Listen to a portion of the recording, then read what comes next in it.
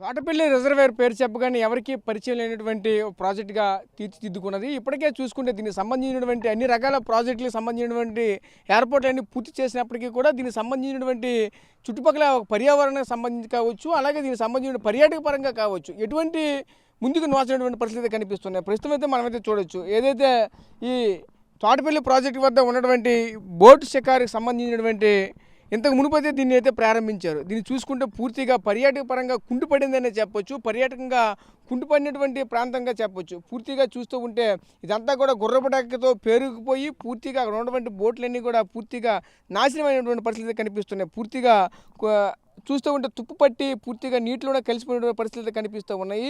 ఈ ప్రస్తుతం చూసుకుంటే కూటమి ప్రభుత్వం ఏర్పాటైన తర్వాత టూరిజానికి పెద్దపీట వేస్తున్నామని చెప్తున్నారే తప్ప కానీ ఇంతవరకు కూడా పార్వతీపురం మన్యం జిల్లాకు సంబంధించినటువంటి టూరిజం శాశ్వతంగా టూరిజానికి పెద్దపీట వేసే కార్యక్రమం అయితే ఎక్కడ కూడా నోచుకునే పరిస్థితిగా మాత్రం కనిపిస్తూ ఉన్నాయి. ఎందుకంటే ఈ మధ్య కాలంలో మనం చూస్తున్న వాటర్ ఫాల్ సంబంధించినవి కానీ లేదంటే ఏదో ఒక కొండల్లో ఉన్నటువంటి ప్రాంతాల్లో కొత్తగా ఉన్నటువంటి ప్రాంతాల్లో ఇక్కడి నుంచి చూస్తే వ్యూ పాయింట్ బాగుంటుందంటే అటువంటివి చెప్తున్నారు. ఎందుకంటే వ్యూ పాయింట్లు అనగా లేదంటే అక్కడ ఉన్నటువంటి వాటర్ ఫాల్ సంబంధించినటువంటి కూడా అది ఓన్లీ సీజనల్గా వస్తున్నటువంటి నేపథ్యం కూడా కనిపిస్తూ ఉంటుంది. అటువంటివి కాకుండా ప్రస్తుతం మనం చూస్తున్నటువంటి ఈ బ్యారేజ్ తోటపల్లి బ్యారేజ్ సంబంధించినటువంటి టూరిజాన్ని కనుక డెవలప్ చేస్తుంటే ఇది శాశ్వతంగా ఉన్నటువంటి ప్రాంతం. ఇది ఇటువంటి టూరిజాన్ని కనుక డెవలప్ చేస్తే ప్రభుత్వానికి కూడా ప్రధాన ఆదాయ మార్గం కూడా మారుతున్న నేపథ్యం కూడా కనిపిస్తూ ఉంటుంది. ఇదే క్రమంలో దీనికి సంబంధించిన స్థానికులు కూడా మనతో పాటు ఉన్నారు మాట్లాడడానికి.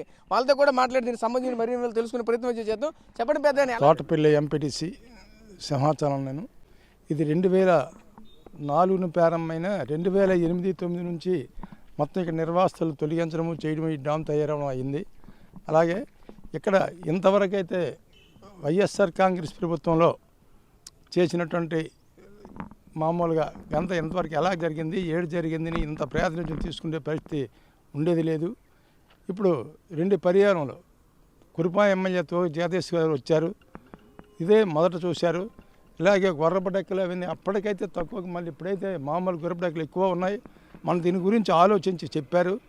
అలాగే ఈ గుర్రపడెక్కల తాలూకు కొంత తొలగించగిన కొన్ని వాటర్ స్పెషాలిటీ కిందకి వెళ్దు. అలాగే ఇక్కడ ఉన్న పరిస్థితి ఈ మామూలుగా డెవలప్మెంట్ గురించి ఆలోచించాలంటే ఇక్కడ ఉన్న స్థానిక ఎమ్మెల్యే గారు కొద్దిగా చొరవ తీసుకొని ఇక్కడ ఉంటే దీని తాలూకా పరివరణ గురించి దీని గురించి ఐటీడీ గురించి కొద్దిగా ఆలోచించి ఇక్కడ బాగానే డెవలప్మెంట్ గురించి చేస్తారని మేమందరం కోరుకుంటున్నాం.